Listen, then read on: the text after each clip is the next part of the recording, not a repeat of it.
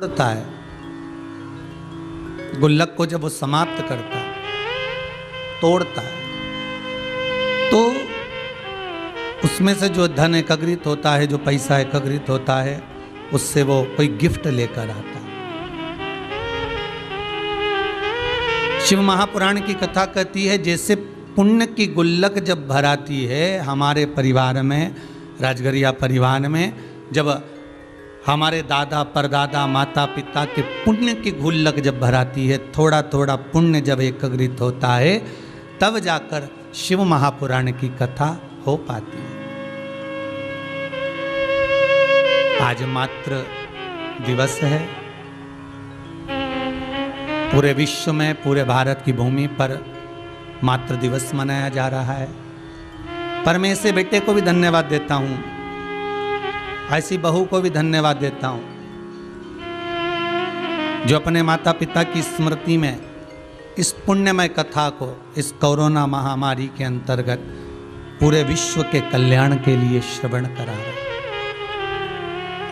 पहले भी कहा, आज फिर कहते हैं, जितने समय तक हम भगवान शंकर की कथा को बैठकर श्रवण करते हैं, भले आप ऑनलाइन श्रवण कर रहे हैं, टीवी चैनल के माध्यम से, फेसबुक यूट्यूब के माध्यम से, अपने घरों में बैठकर इस पावन कथा का रसास्वादन आप ग्रहण कर रहे हैं,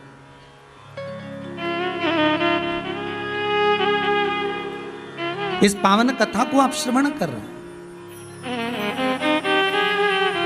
पर जिस जगह पर भी आप बैठकर कथा को सुन रहे हैं, जितनी देर आप इस कथा को आस्था चैनल के माध्यम से, फेसबुक यूट्यूब के माध्यम से, अपनी टीवी के सामने, मोबाइल के सम्मुख में आप जितनी देर कथा का रसास्वादन ग्रहण करते हैं, आप जितनी देर इस पावन शिव महापुराण की कथा को सुनते हैं, उतनी देर तक शिव महापुराण की कथा कहती है कि भगवान विष्णु बैकुंठ को छोड़कर पितृलोक में, हमारे पितरों के पास में उनको आशीर्वाद देने के लिए बैठे रहते हैं कि धन्य है तेरे पुत्र, धन्य है तेरे पोते, धन्य है तेरी बहुएं, धन्य है तेरे घर के लोग जो इस शिव महापुराण की कथा को कराकर जगत का कल्याण कर रहे हैं।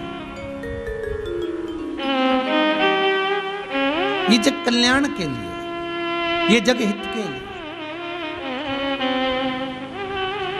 महाराज, एक बात हम जरूर कहेंगे, आपको ध्यान रहे कि भगवान शंकर का अनुमोदन, शिव का स्मरण व्यर्थ नहीं जाता। प्रतापगढ़ की कथा में एक बात कही गई थी, आप लोगों ने सुनी होगी, श्रवण करी होगी, कि एक राजा को मन में यह भाव आया कि मरने के बाद व्यक्ति का होता क्या है। प्रतापगढ़ की कथा में कहा था। आज फिर इस कथा को प्रारंभ करने से पहले, इस कोरोना महामारी में आप अपने घर में रहकर जो कथा सुन रहे हैं, उसके लिए ये एक ऑक्सीजन का काम करने वाली है ये कथा।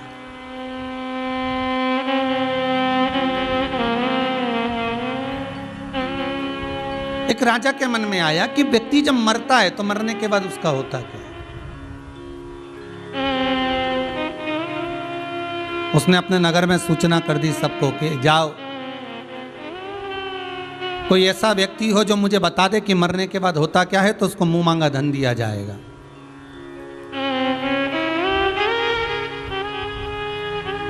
कोई ऐसा व्यक्ति हो जो बता दे कि मरने के बाद होता क्या है। अब कोई भाई बता वही सकता है जो मर गया हो, और मरा हुआ व्यक्ति वापस नीचे आकर तो बोलेगा नहीं कि ऊपर पुण्य मिला कि पाप मिला कि नरक मिला कि स्वर्ग मिला, क्या खाने को मिला, क्या पहनने को मिला, क्या वस्त्र, क्या आभूषण, क्या रतन, क्या माणिक, क्या मोती, क्या प्राप्त हुए, किसको मालूम। पूरे नगर में सूचना दे दी, कोई बता दे कि मरने के बाद होता क्या है। जब व्यक्ति को दफना दिया जाता है, मिट्टी में जब डाल दिया जाता है, तब होता क्या है। एक व्यक्ति था बड़ा कंजूस, उसने सोचा चलो राजा से मुंह मांगा धन मिलेगा, अपन ही बता देते। राजा के पास गए, महाराज जी मैं तैयार हूं कि मरने के बाद होता क्या। राजा ने कहा तुम्हें कैसे मालूम? तो क्या मालूम महाराज जी, बस आप एक काम करना, मुझे मट्टी में दबा देना और 8-15 दिन बाद मेरे को निकालना, मैं सब बता दूंगा कि अंदर हुआ क्या था, दफनाने के बाद अंदर क्या हुआ, मैं सब बता दूंगा। ठीक है, मंजूर है। राजा ने कहा ले जाओ इसको। लेकर जाने लगे, एक भिक्षुक, एक भिखारी उसके पाँव में गिर गया, भैया मुझे कुछ दान दे दो, मेरे को भूख लगी है, कुछ भोजन दे दो। वो बार बार बिलख रहा है, बार बार मांग रहा है, मुझे भूख लगी है, कुछ दे दीजिए, मुझे भूख लगी है, कुछ दे दीजिए। इतना कंजूस व्यक्ति था, उसके पास में खाने का था तो भी नहीं दे पाया। आखिरी में वो भिखारी उसका पीछा पकड़ लिया। जब पीछा पकड़ लिया तो उसने एक पेड़ की सूखी पत्तियां पड़ी थी, उस वृक्ष की पत्तियों को उठाकर उसके कटोरे में डाल दिया, ये ले, ये खा ले। और वो सूखी पत्तियां देकर वो कंजूस व्यक्ति चला गया। खड्डा खोदा गया, उसमें उसको डाल दिया गया, मिट्टी से दबा दिया गया, एक पाइप उसके श्वास को लेने के लिए छोड़ दिया गया।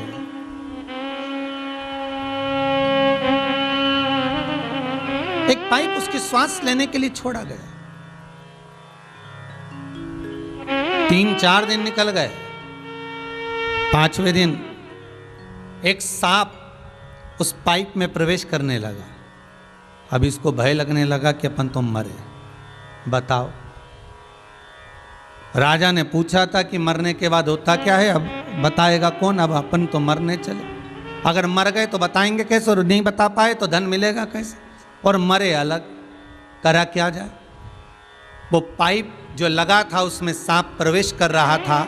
इस व्यक्ति ने पड़े पड़े देखा कि सांप उसमें प्रवेश कर रहा है, पर कुछ सूखी पत्तियां, वृक्ष की पत्तियां उस सांप के आड़े आ रही हैं, सांप को अंदर प्रवेश करने नहीं दे रही हैं, सांप अंदर प्रवेश कर नहीं पा रहा है, और वो पत्तियां उसको अड़चन डाल रही हैं। उस पत्तियां उसके सामने आकर खड़ी हो जाती हैं।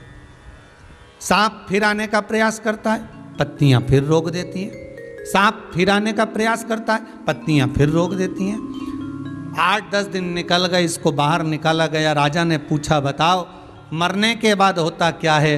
उस कंजूस व्यक्ति ने कहा मरने के बाद केवल इतना ही होता है, हमारे प्राण छूटते समय केवल इतना ही होता है कि जो हमने धर्म करा होता है, जो हमने दान करा होता है, जो हमने भजन करा होता है, जो हमने पुण्य करा होता है, जो हमने सत्कर्म करा होता है, वो हमारे आड़े आकर सामने खड़ा हो जाता है और काल हमारे को ग्रास करने वाला होता है। पर हमारा भजन, हमारा दान, हमारा पुण्य, हमारा सत्कर्म, हमारा स्मरण, हमारा भगवत नाम हमारे सम्मुख में होता है, हमारा कीर्तन हमारे सम्मुख में होता है। कई लोग कहते हैं महाराज जी कि शंकर की कथा सुनने पर तो दुख नहीं आना चाहिए, कष्ट नहीं आना चाहिए। हम भी कहते हैं बिल्कुल नहीं आना चाहिए।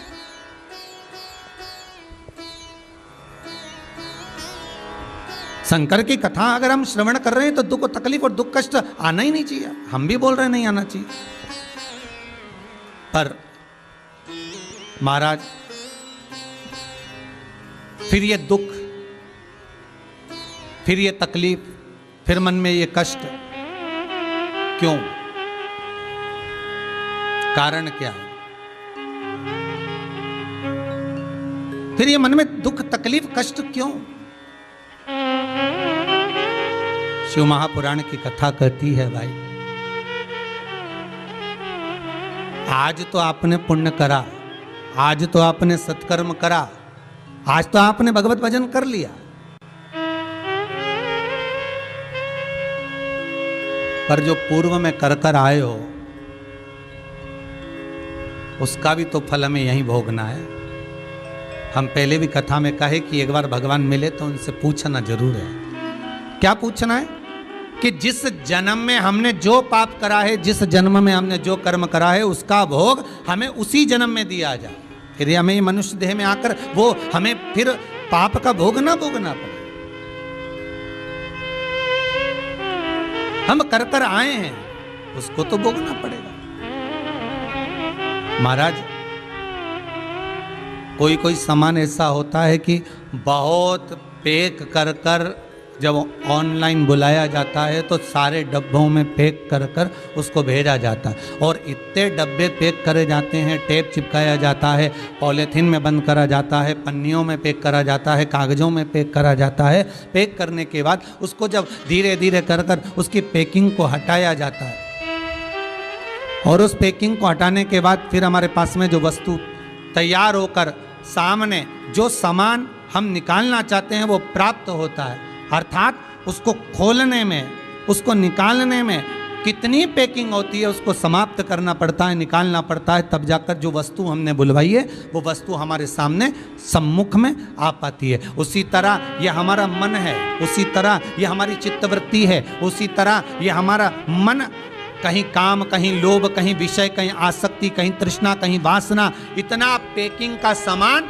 एकाग्रित रहता है, और उस पैकिंग के सामान को, काम को, लोभ को, विषय को, आसक्ति को, तृष्णा को हटाते हटाते हटाते हटाते तब जाकर हम कहीं इस मन को परमात्मा तक लेकर जाते हैं, तब हमको कहीं परमात्मा के चरणारविंद प्राप्त हो पाते हैं। बहुत कठिन।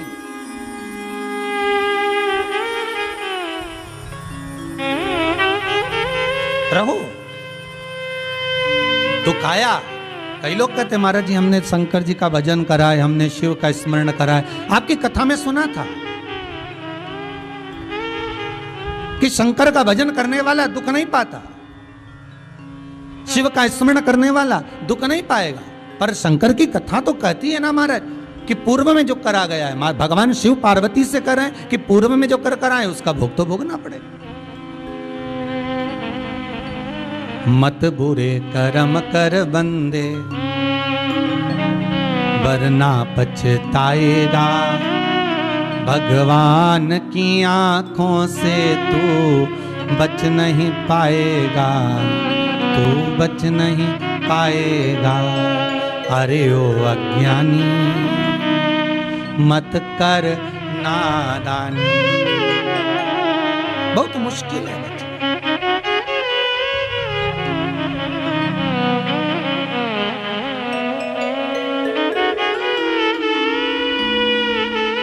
जपो।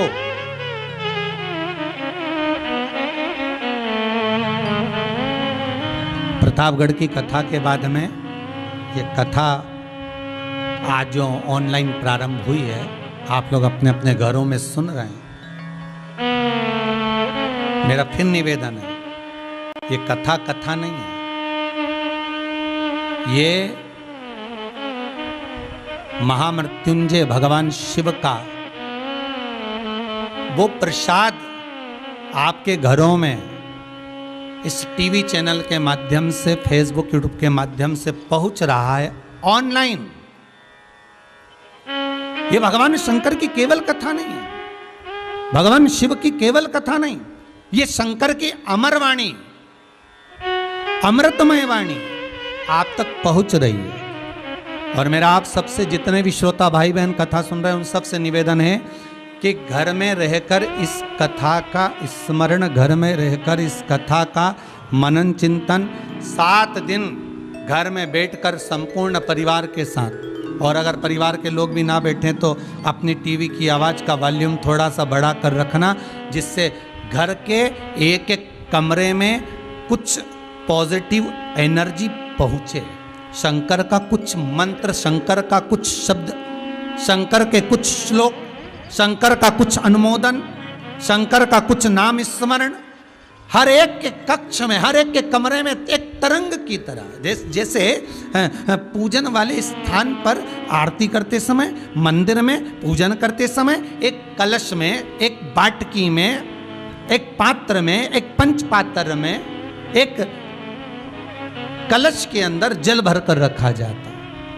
और वो जल भर कर रखने के बाद जब आरती पूर्ण हो जाती है तो आरती पूर्ण होने के बाद सब पर छीटा जाता है। उसको छीटने का कारण क्या होता है? उस जल को छीटा क्यों जाता है? उस जल को छीटने का कारण क्या होता है? कि हमारे मंदिर में हम जितनी आराधना करते हैं, पूजन करते हैं, अर्चना करते हैं, सेवा करते हैं, भगवान की चाकरी करते हैं, जितनी देर बैठकर हम भगवान का भजन करते हैं, जितने लोग आकर भगवान का नाम लेते हैं, मंत्र जपते हैं, स्मरण करते हैं, उनके मंत्र का प्रभाव उस पानी में, उस जल के पात्र में जो जल भरा होता है, उस जल में वाणी की तरंग द्वारा प्रवेश कर जाता है।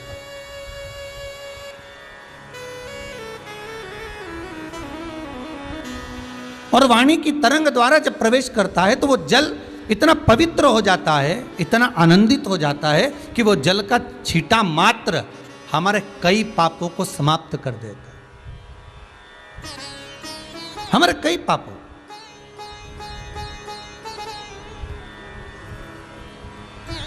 ना जाने कितने पाप हमारे अपने आप समाप्त हो जाते हैं। केवल इसलिए निवेदन करूंगा कि ये कथा ना समझे, ये समझ लो कि इस कोरोना महामारी में कुछ अमृत भगवान शंकर स्वयं प्रदान कर रहे हैं कि आपके घर में अगर शिव महापुराण की कथा चल रही है तो ये अमृत तत्व ही दे रहे हैं। शिव महापुराण की कथा अगर पहुंच रही है तो अमृत तत्व को ही देने वाली है।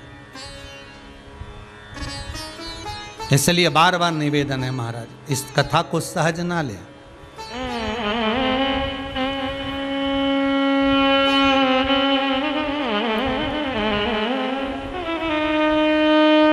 एक मंदिर में एक भक्त रोज जाता है, बड़ा सरल गया, एक लोटा पानी भरा, शंकर जी पे चढ़ाया, थोड़ी बेलपत्र लिया आया, शिव जी पे चढ़ा दिया, थोड़े पुष्प लेकर आ गए, शंकर भगवान पर समर्पित।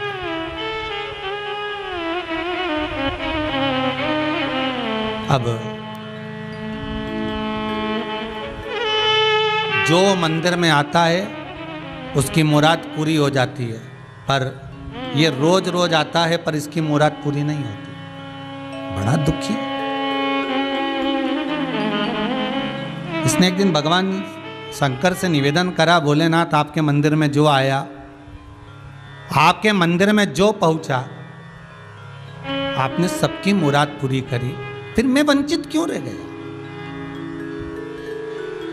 कभी कभी होता है ऐसा, बहुत ध्यान दीजिएगा। आप जिस कॉलोनी में, जिस मोहल्ले में, जिस नगर में रह रहे हैं, आपके 4 घर छोड़कर आपकी बिल्डिंग में नीचे के एरिया में, ऊपर, ना जाने आमने सामने जहां तहां हो सकता है कि कोई कोरोना का मरीज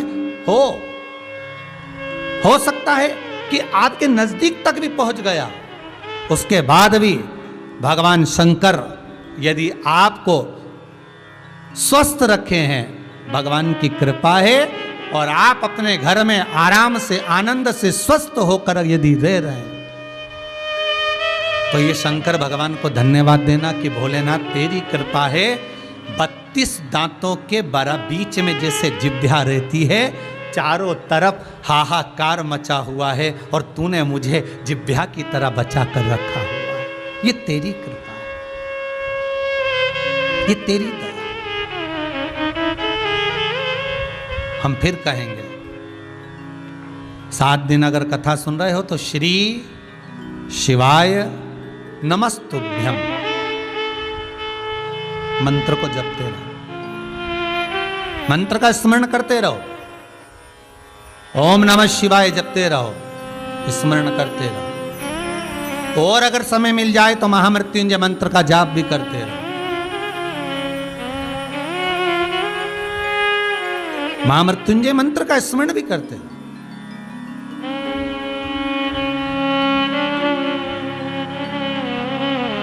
और भगवान का नाम स्मरण जब हम करें, महाराज, शिव शिव शिव शिव रट ले रे बंदे, जीवन है बस थोड़ा, दौड़ा जाए रे समय का घोड़ा, दौड़ा जाए रे समय का घोड़ा। शिव शिव शिव शिव रट ले रे बंदे, जीवन है बस थोड़ा,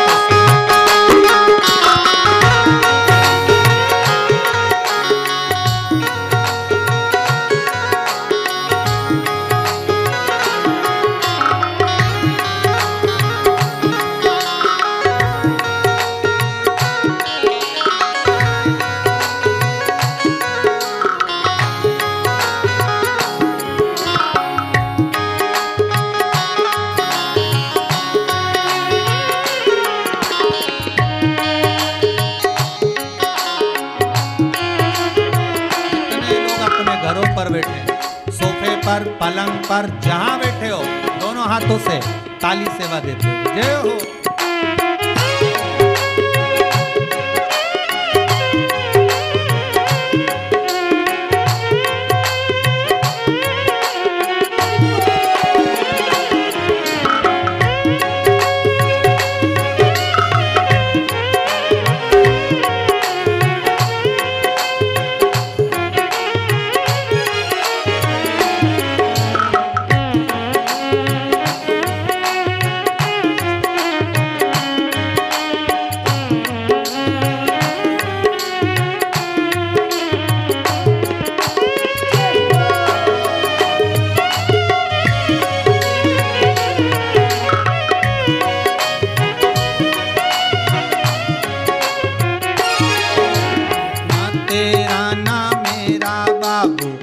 घोड़े पर प्रभु का काबू, ना तेरा ना मेरा बाबू, इस घोड़े पर प्रभु का काबू। ना तेरा ना मेरा बाबू, इस घोड़े पर प्रभु का काबू। ना तेरा ना मेरा बाबू, इस घोड़े पर प्रभु का काबू। परम पिता ही इसे चलाता, परम पिता ही इसे चलाता, परम पिता ही इसे चलाता, परम पिता ही इसे चलाता। दिखा दिखा के घोड़ा जाए दे समय का घोड़ा, हो दौड़ा जाए दे समय का घोड़ा।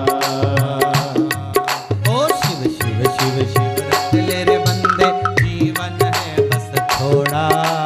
शिव शिव शिव शिव रख ले रे बंदे, जीवन है थोड़ा। दौड़ा जाए रे हो समय का घोड़ा, दौड़ा जाए दे समय का घोड़ा।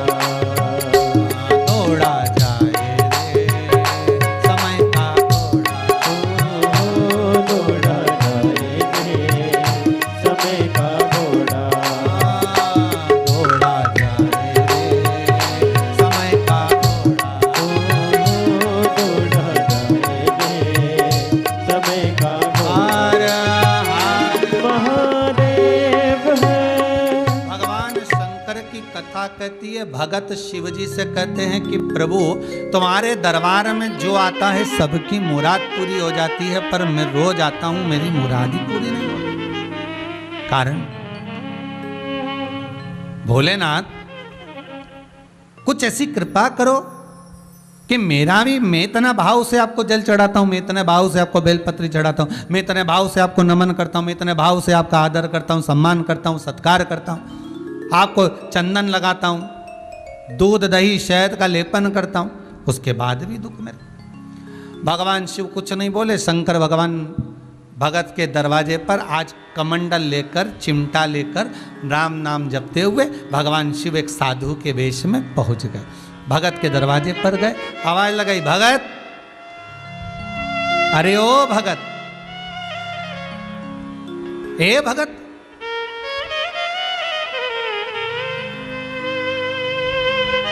भगत ने दरवाजा खोला और दरवाजा खोल के भगत सामने आया।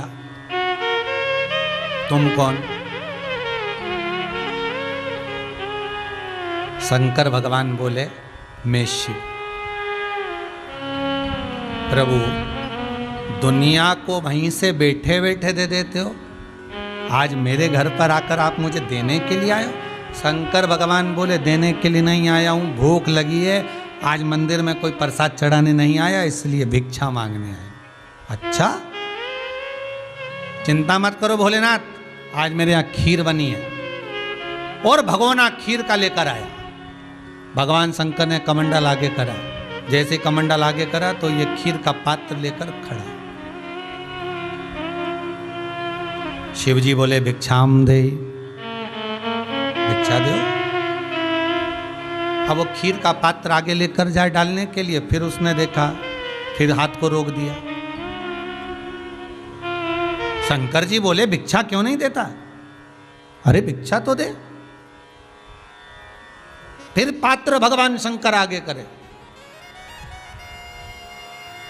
कमंडल को भगवान शिव ने फिर आगे करा इसने भिक्षा नहीं डाली, खीर नहीं डाली। शिवजी ने पूछा आखिर बात क्या है, कमंडल में तो खीर क्यों नहीं डालता? कहा प्रभु जी गलती है मेरी, एक बात कहूँ आपको। भोलेनाथ जी बोले बोलो क्या बात है? आपका जो कमंडल है ना अंदर से बहुत गंदा। बोले बाबा ये कमंडल जो है ना आपका जिसमें आप खीर लेना चाहते हो अंदर से बहुत गंदा। इतने गंदे पात्र में, इतने गंदे कमंडल में मैं खीर कैसे डाल सकता हूं? मैं आपको कैसे खीर दे सकता हूं? शंकर भगवान बोले यही तो मैं तुझे समझाने के लिए आया हूं कि गंदे कमंडल में तू खीर नहीं दे सकता तो तेरी बुद्धि में जब तक पाप, कपट, छल, बेईमानी, प्रपंच, निंदा, चुगली, इतना सारा गंदगी तेरे पास भरी होगी, भले तू लोटे को ऊपर से मांज ले, कमंडल को ऊपर से मांज ले, बर्तन को ऊपर से साफ कर ले, पर अंदर से अगर गंदा होगा, भले तू मेरे ऊपर जल चढ़ाता है, बेलपत्र चढ़ाता है, धतूरा चढ़ाता है, फूल चढ़ाता है, शहद चढ़ाता है, चंदन लगाता है, धूप बत्ती लगाता है, अगरबत्ती लगाता है, मेरे मंदिर में आकर दिया जलाता है, पर बाहर से तो बर्तन अच्छा है, पर अंदर से अगर गंदा है तो तू खीर नहीं दे रहा। जब बर्तन, पात्र अंदर से गंदा है तो तू खीर नहीं दे सकता, तो मैं तेरे को वर कैसे दे सकता? विचार कर जरा, सोच।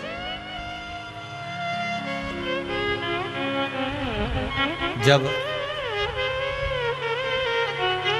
अंतिम क्षण आता है ना, अंतिम क्षण,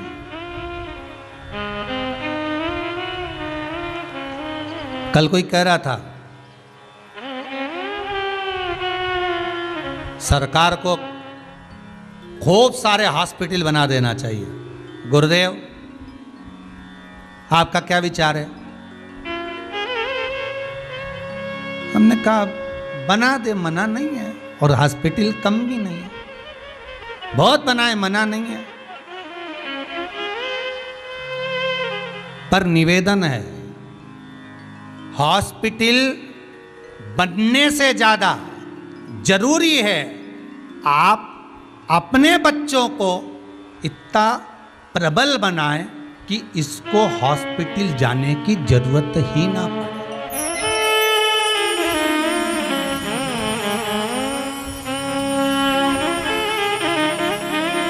महाराज पिछला जो लॉकडाउन था, पिछले वर्ष का जो ये कोरोना महामारी जब चली थी, वो असर करी थी बुजुर्गों पर, और जितने बुजुर्गों पर असर करी थी उतने बुजुर्ग जल्दी से जल्दी ठीक भी होते गए थे। बहुत कम, ना के बराबर पिछले वर्ष लोग शांत हुए थे, पर इस वर्ष ये बीमारी जो लाग करी है वो छोटी सी उम्र से लगभग 24-25 साल के लोगों से लेकर 55-60 साल तक के व्यक्ति पर ऐसी लाग कर गई कि जवान से जवान व्यक्ति भी अपने प्राणों को त्यागता जा रहा है। अब एक बात जान लीजिएगा महाराज, पुराने लोग घर से बाहर रहकर अपनी जो जिंदगी जीते थे बड़ी मस्त जीते थे, खूब अलमस्त रहना, हंसी मजाक करते रहना, और खूब ये पुराने जो गेम होते थे, कहीं गिल्ली डंडा खेल रहे हैं, कहीं बॉल फेंक रहे हैं, कहीं कबड्डी है, कहीं खो खो है, कूद रहे, फांद रहे, बिल्डिंग से नीचे से, रेतों पर, पानी में, घास में, गद्दों पर बच्चे उचक रहे, कूद रहे। तो इनका जो प्रबलता है, इनका जो बल है, इनकी जो श्वास है, इनकी जो ऑक्सीजन है, वो बड़ी प्रबल रहती थी। अब आज के बच्चे, छोटा सा बच्चा पैदा हुआ, उस दिन से, जिस दिन से पैदा हुआ उस दिन से तुम उसके स्नेह कर रहे, लाड लड़ा रहे, मेरा प्यारा बेबी, मेरा प्यारा बच्चा, बच्चा कहकर, उसको धीरे धीरे अच्छी एजुकेशन की ओर लेकर गए, बड़े बड़े स्कूलों में पढ़ाया। वहाँ पर भी कोई ध्यान नहीं दिया गया, बस पढ़ाया। और बचा कुचा था तो सोचा थोड़े बहुत दिन, अब बच्चा बड़ा हो गया, 20-22 साल का हो गया, जिम जाना चालू कर दिया। और वो एक कमरे में बंद वो जिम, एसी चल रहा है और लोग एक्सरसाइज कर रहे हैं, पाउडर घोल घोल कर दूध में भर भर कर पी रहे हैं और सोच रहे हैं कि मेरा शरीर प्रबल हो गया, मेरी बॉडी स्ट्रांग हो गई। प्रबल नहीं हुई है, खोखली हो गई। और वो इस कोरोना महामारी में देखने को मिल गया, इसमें देखने को मिल गया। बनाई बॉडी आपने, शरीर बनाया आपने, किसी काम का नहीं बनाया। जो पुराना बल था, पुराना आनंद था, पुराना खान पीन था, शुद्ध भाव था, वो बचे, वो आनंद में रहे। और कोरोना जैसी महामारी से भी झगड़ा कर लड़कर आ गए। पर आज हम अपने बच्चों को जो दे रहे हैं वो अच्छा पोषण नहीं दे रहे। हम अपने बच्चों को आज जो सीख दे रहे हैं वो अच्छी सीख नहीं दे पा रहे। कारण वही रहा। फिर निवेदन करूंगा कि हॉस्पिटल अपनी जगह पर हैं। आप चिल्ला चिल्ला कर कहते रहो कि प्रशासन को हॉस्पिटल बनाना थे, ढेर सारे बनाना थे, पर मेरा निवेदन केवल इतना है, हॉस्पिटल तो बने मना नहीं है, पर हम अपने बच्चों को, हम अपने परिवार को, हम अपने कुटुंब को ऐसा प्रबल बनाएं, इतना प्रबल बनाएं कि वो हमारे बच्चों को हॉस्पिटल जाने की जरूरत ही ना पड़े।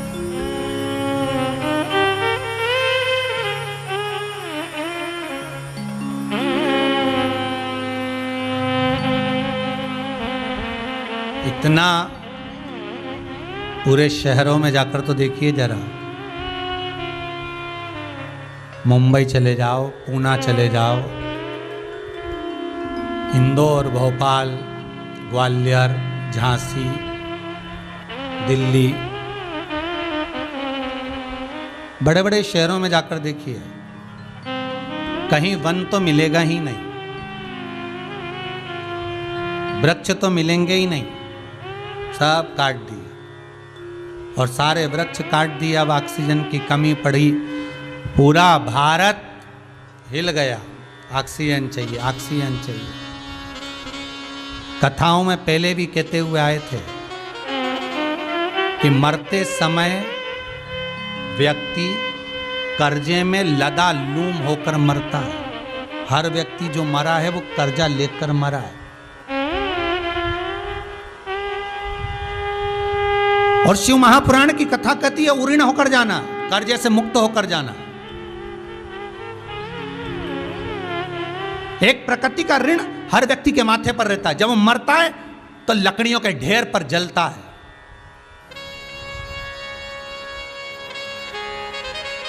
और जिन लकड़ियों पर वो जला है, उन लकड़ियों का ऋण उसके मस्तक पर चढ़ गया, फिर पैदा होगा उस ऋण को चुकाने के लिए। इसलिए आपसे हाथ जोड़कर निवेदन है, मरने से पहले एक वृक्ष जरूर लगाओ। और जिस जगह पर वृक्ष लगाओ उस जगह पर किसी को बोल कर रखो कि इसमें पानी देते रहना भैया। भले तू महीने का 5, 10, 50, 100, 500 जो ले लेना, पर ये वृक्ष बड़ा हो जाएगा। मैं मरूंगा तो ऋण लेकर नहीं जाऊंगा, कर्जा लेकर नहीं जाऊंगा, वो ऋण होकर जाऊंगा, ऋण से मुक्त होकर जाऊंगा। जिन लकड़ियों पर हम जलते हैं उससे पहले एक वृक्ष लगाकर जाने की जवाबदारी आपकी है, किसी दूसरे की नहीं।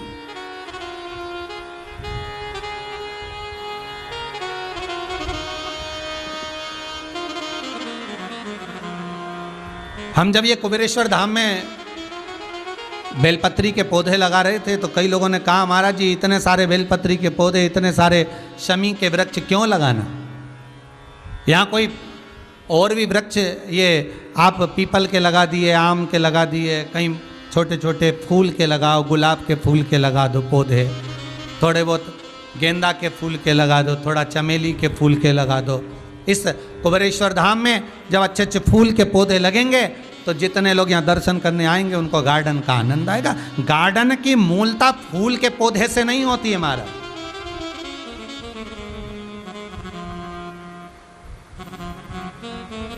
फूल के पौधे से नहीं है। अरे भाई,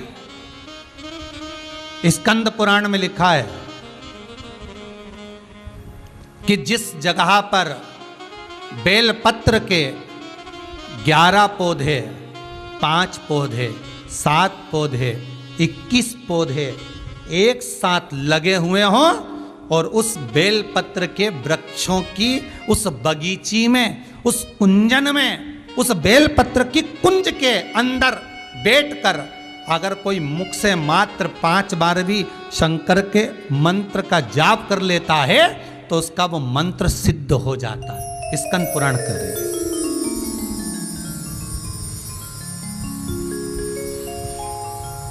कोई साधारण है क्या?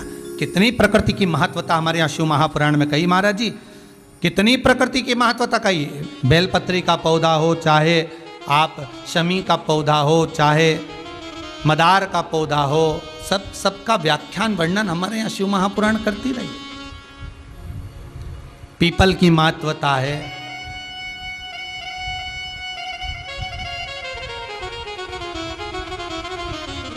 क्यों हमारे हिंदू धर्म में वृक्षों की पूजन कराई गई? क्यों हमारे हिंदू धर्म में इन नदियों की, तालाब की, सरोवर की, वृक्षों की आराधना क्यों कराई गई? क्योंकि प्रकृति को बचाने वाले, रोग को मुक्त करने वाले, बीमारी को हरने वाले यही होंगे, यही प्रकृति, यही वृक्ष, यही गौ माता, यही जलाशय, यही वायु।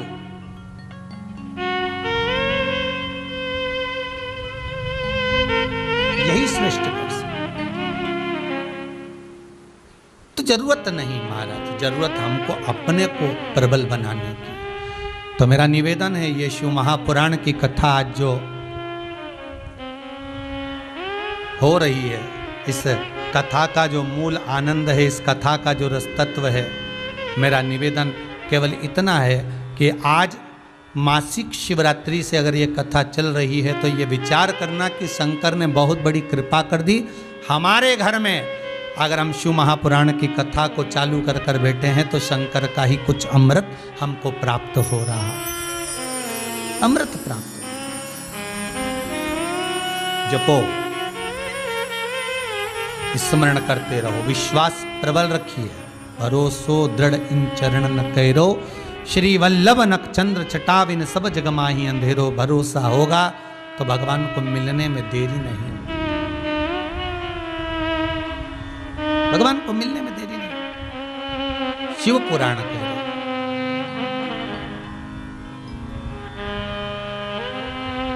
महाराज, 24,000 श्लोक इस शिव महापुराण में है। 12 संहिताओं में इसको बांटा गया है, 12 खंड करके। हम तो कहेंगे ये 12 संहिता नहीं, ये शंकर जी के 12 शिवलिंग का ही एक प्रमाण।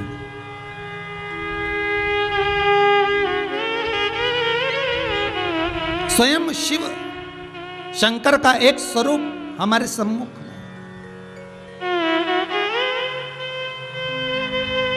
ये भगवान शिव को पाने का एक आनंदमय तरीका है। कैसे प्राप्त हो भगवान शंकर?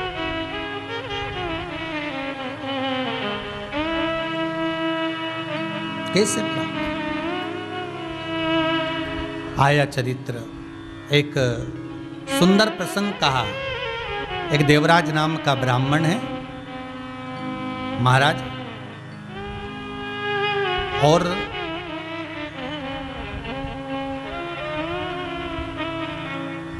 वो देवराज ब्राह्मण जिसकी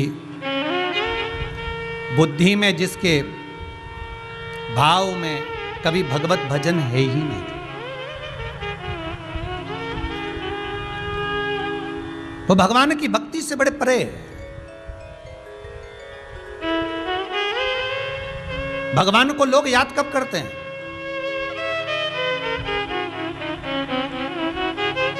जब थोड़ा सा दुख आ गया, थोड़ी सी तकलीफ आ गई। तब लोगों ने कहा जरा देखना पंडित जी, जरा देखिए जरा, आज धर्मपत्नी की तबीयत बड़ी गड़बड़ चल रही है, थोड़ा सा महामृत्युंजय का जाप बिठा दीजिए।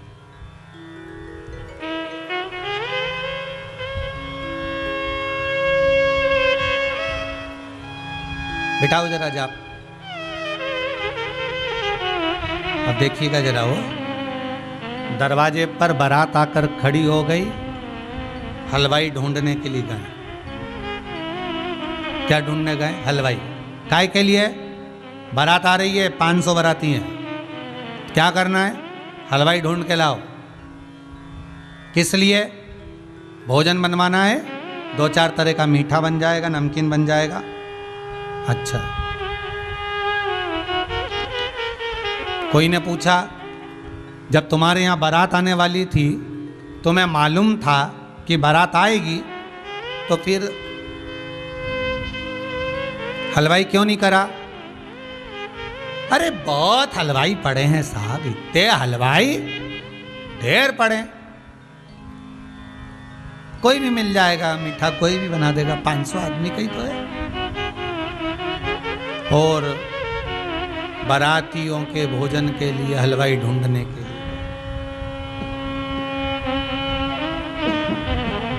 हलवाई ढूंढने के लिए गए। और जब हलवाई ढूंढने के लिए गए, मिल गया, हलवाई भी मिल गया। अब इन्होंने कहा साहब काजू कड़ी बना दो। अब हलवाई भी कैसा मिला जरा ध्यान दीजिएगा। हो काजू कड़ी बना दो। तो इन्होंने अपनी पत्नी को फोन लगाकर पूछा कि कड़ी कैसे बनाते। हलवाई ने, पत्नी ने कहा एक काम करो, बेसन घोल कर छोका लगा दो और उसमें छाछ दही मई डाल दो, ठीक है, और उसके बाद उसमें काजू डाल देना, हो गई काजू कड़ी। अब जैसा हलवाई ढूंढ के लाओगे वैसी काजू कड़ी बन गई। अब बस जैसा ये विवाह का स्वरूप है वैसा हमारा स्वरूप है। कभी मंदिर नहीं गए, कभी शंकर का अनुमोदन नहीं करा, कभी दिल से शिव को याद नहीं करा, भय से करा है, भय से करा। किसी ने भय दिखाया, तुम्हारा शनि बेकार चल रहा है, शनि जी के मंदिर पहुंच गए। किसी ने भय दिखाया, तुम्हारा ग्रह नक्षत्र बेकार है, तो शंकर जी के जाप करा लिए। किसी पंडित जी ने कहा तुम्हारा ये नक्षत्र बेकार है, तुमने तुरंत अनुष्ठान करवा लिया। अरे कभी मन करे दिल से, ना शनि बेकार हो, ना राहु बेकार हो, ना केतु बेकार हो, ना कोई ग्रह बेकार हो, तुम्हारा मन कर जाए, पंडित जी फ्री हो क्या? हाँ साहब, महामृत्युंजय कर दो जरा। तब शंकर जी सोचे कि यह वो भगत है जो मुझे केवल विपदा में याद नहीं करता, ये मुझे सुख में भी याद करता है। तो शंकर आपकी विपदा में आपके सामने खड़ा मिलेगा। फिर भले ऑक्सीजन कम भी हो गई तो वो ऑक्सीजन देना चालू करेगा। वेंटिलेटर की जरूरत नहीं पड़ेगी, वो खुद हाथ में उठा कर रखेगा, वो खुद।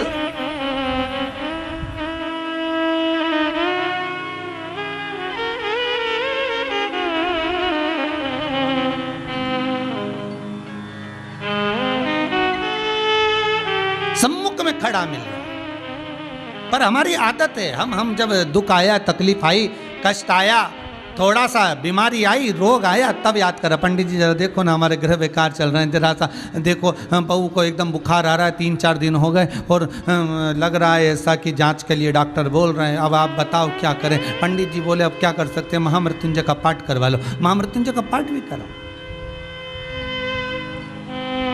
फिर वही वाली बात आ गई है, काली कुतिया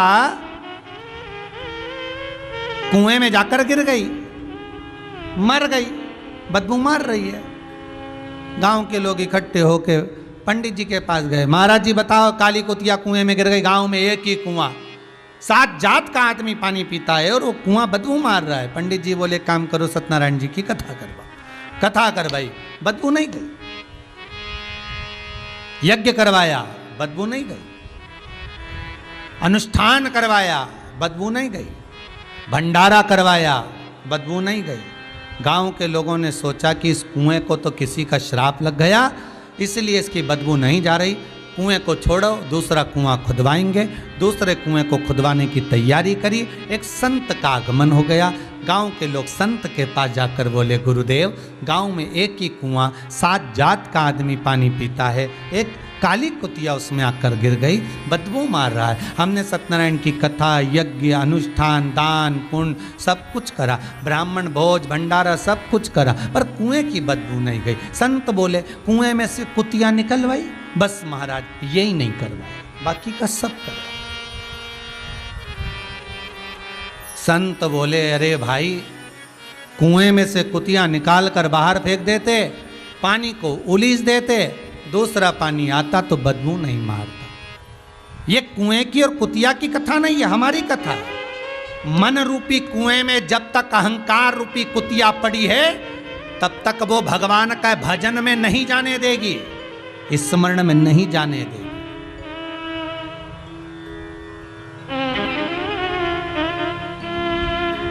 बहुत कहते थे दुनिया के लोग,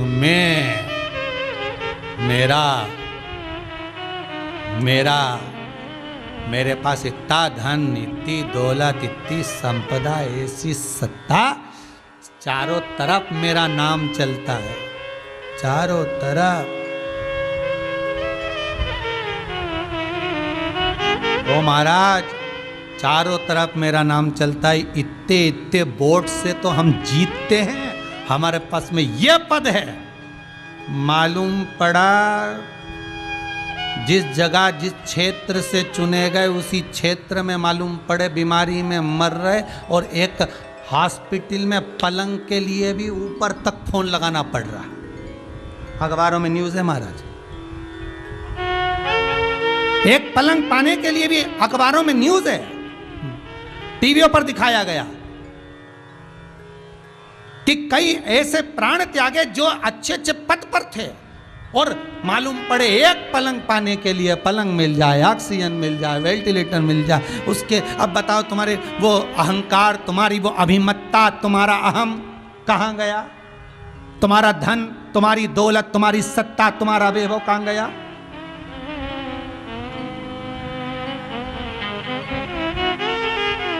कहाँ गया? सब धरा की धरा रही, किसी काम का।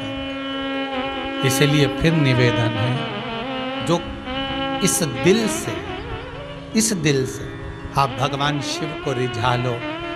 जब आखिरी में डॉक्टर भी काम नहीं आते ना, तो डॉक्टर भी कह देते हैं कि अब हमारे हाथ में नहीं है, अब तो वो बैठा है उसके हाथ में है। फिर निवेदन करूँगा, ब्रह्मलोक के देवता हैं भगवान ब्रह्मा, वैकुंठ के देवता हैं भगवान विष्णु, और इस मृत्यु लोक का अगर कोई देव है तो वो देव अधिदेव महादेव है, उसके सिवाय कोई नहीं। उस शंकर को रिझा लो।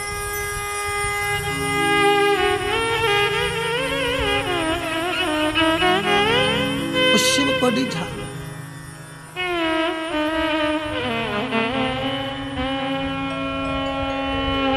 अरे भोले भोले गाने को जी चाहता है, भोले भोले गाने को जी चाहता है, जेनी जाने को जी चाहता है, जेनी जाने को जी चाहता है, काशी में जाने को जी चाहता है, काशी में जाने को जी चाहता है।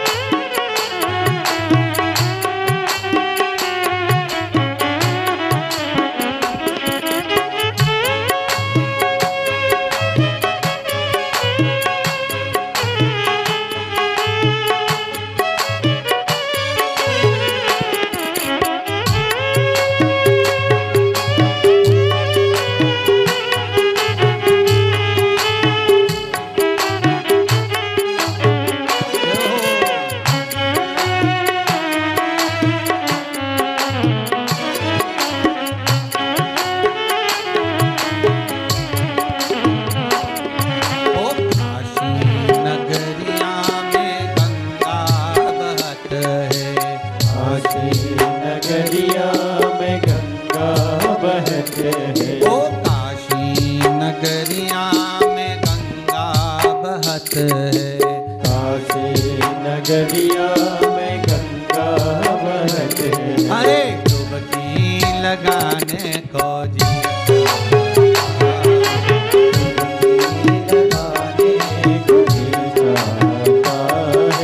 भोले भोले गाने को जी चाहता है। भोले भोले गाने को जी चाहता है।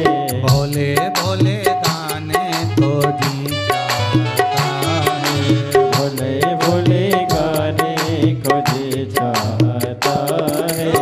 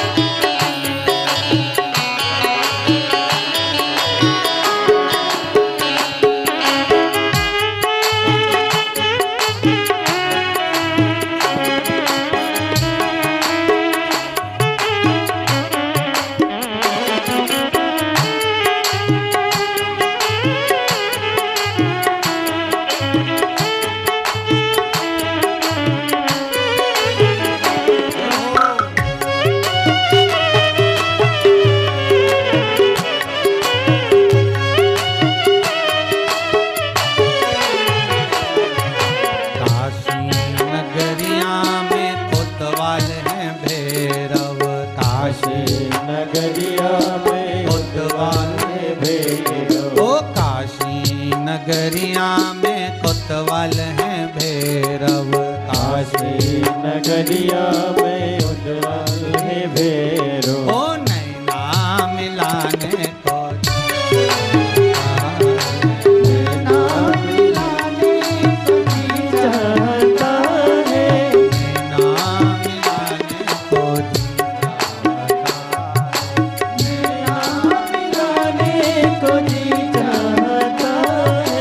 भोले भोले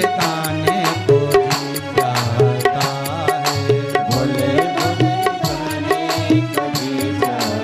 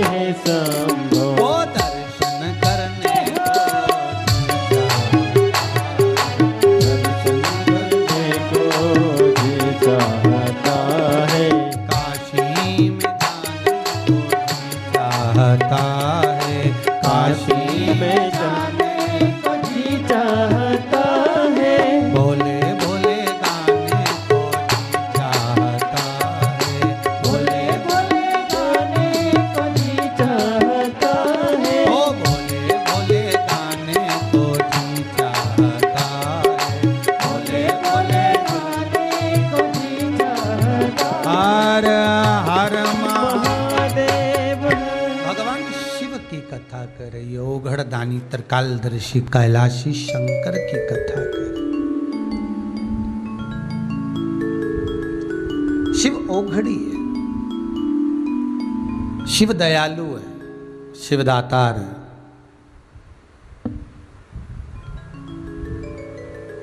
मिलेगा वो देवराज ब्राह्मण है पर भगत नहीं, भगवान का उपासक नहीं।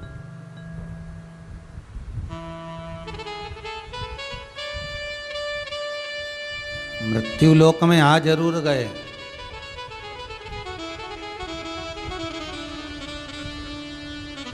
बहुत ध्यान देना, बड़ी मुश्किल से तो मानव का तन मिलता है, ना जाने कितने हाथ पैर जोड़े होंगे तब जाकर यह मनुष्य का शरीर मिला होगा। और इस मनुष्य के शरीर को पा भी लो और उससे भी ज्यादा कठिन हो जाता है भगवान का भजन।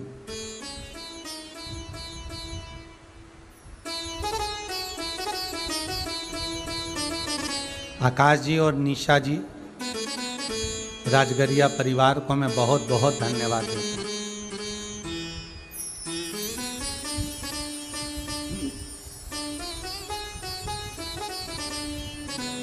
कमाया, जोड़ा, यहीं पे छोड़ा। धन्य है आकाश जी आप, निशा जी आप, राजगरिया परिवार, जो अपने माता पिता की स्मृति में शिव महापुराण की कथा केवल माता पिता के लिए नहीं, हम तो कहेंगे इस कोरोना महामारी में संपूर्ण विश्व को एक बल देने के लिए, एक ऑक्सीजन देने का काम ये शिव महापुराण की कथा करे।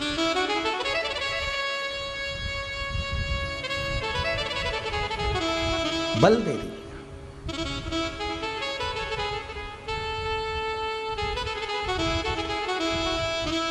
जोड़ा छोड़ा, ये तो प्रकृति का नियम है कि आप जोड़े जोड़े और बाद में यहां छोड़े। कौन पूछा फिर? कितना रुतबा, कितना अहंकार, कितना अभिमान, दौलत का, धन का, वैभव का था, सब पड़ा की पड़ा रह गया। यहाँ तक कि आग लगाने वाले भी अपने नहीं आए, उठाने वाले भी एक कोने में पड़े रहे, केवल मोबाइल पर ओम शांति लिखकर भेज दिया और तुम अकेले शमशान में जलते रहे। पहले भी कथा में कहा, फिर कहते हैं, मकान तुम्हारी पसंद का रहेगा, कैसा बेडरूम बनाना है, कैसा फर्नीचर बनाना है, कैसे दरवाजे लगाना है, कैसा कालीन बिछाना है, कैसा किचन बनाना है, कैसा ड्राइंग रूम बनाना है, कैसा हॉल बनाना है। मकान तुम्हारी पसंद का होगा, पर मसान मेरे शंकर की पसंद का होगा कि कौन से मसान में जलेगा। इस कोरोना महामारी में सिद्ध हो गया। कहाँ के रहने वाले थे और कहाँ जाकर आग लगाई, ये किसी को नहीं मालूम पड़ा।